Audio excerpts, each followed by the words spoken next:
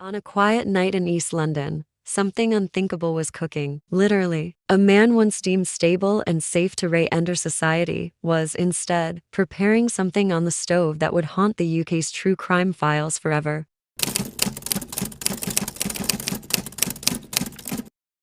This is the story of Peter Bryan, a man with a charming smile, a calm demeanor, and a horrifying appetite. They called him Peckish Pete, and after this video, you'll see why. Peter Bryan was born in London in 1969. As a young man, he worked in a clothes shop and seemed well, fairly normal, but trouble was bubbling under the surface. He had a history of mental illness, and by the early 90s, signs of deep instability were showing. In 1993, Peter committed his first murder. He killed a young woman named Nisha Sheth with a hammer inside the clothing store where he worked. It was sudden, brutal, and completely out of the blue. He was later diagnosed with paranoid schizophrenia and sent to Rampton Secure Hospital. While locked up, Peter showed progress. Over the next decade, psychiatrists believed he was improving. And like a badly written horror film, they decided to gradually reintroduce him to society. By 2001, Peter was moved to a less secure hospital. In 2003, he was transferred again, this time to a hostel in North London. Doctors noted that he was calm, compliant, and responding well to treatment. In January 2004, Peter was allowed to move into a flat and live almost independently.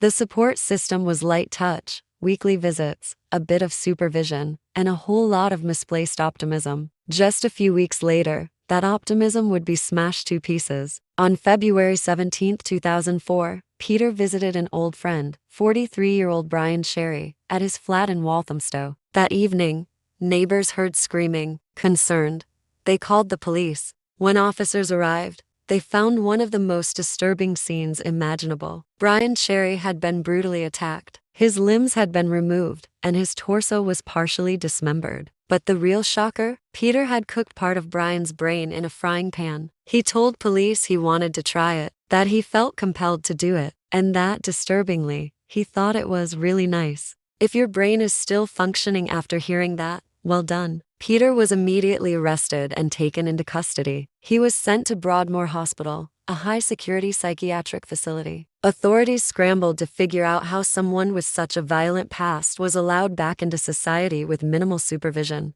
There was outrage. A public inquiry was launched, and behind closed doors, people started asking some very uncomfortable questions about the system. But while the country tried to make sense of what had happened, Peter Bryan was about to strike again. Just 2 months after the murder of Brian Sherry, Peter killed again. This time, it was inside Broadmoor. On April 25, 2004, Peter attacked 59-year-old fellow patient Richard Loudwell. He strangled him to death in a hospital room. Despite being in a high-security unit, Peter had managed to find another victim. Staff had left the two men alone unsupervised. Another fatal mistake. The hospital was slammed for its oversight. Richard's family were devastated. And Peter? He reportedly admitted he still had the urge to eat people. Peter was tried for both murders, and the earlier one from 1993. In court, he admitted to all 3 killings, but he was found guilty of manslaughter by reason of diminished responsibility due to his mental illness. He was sentenced to remain in high-security hospital care for the rest of his life.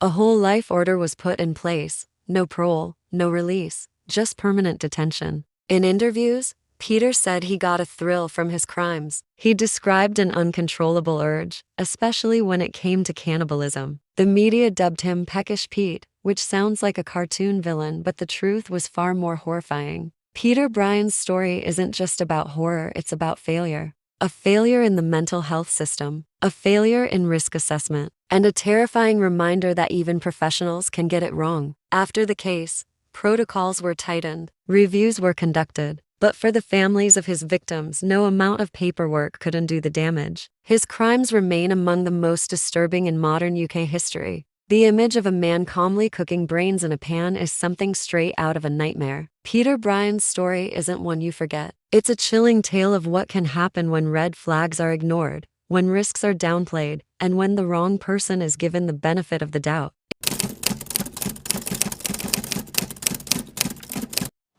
If you found this story gripping, disturbing, or just downright surreal, make sure to like, subscribe, And tap the notification bell for more twisted tales from True Crime Files UK. Stay safe, stay curious, and maybe avoid any dinner invites from strangers with frying pans.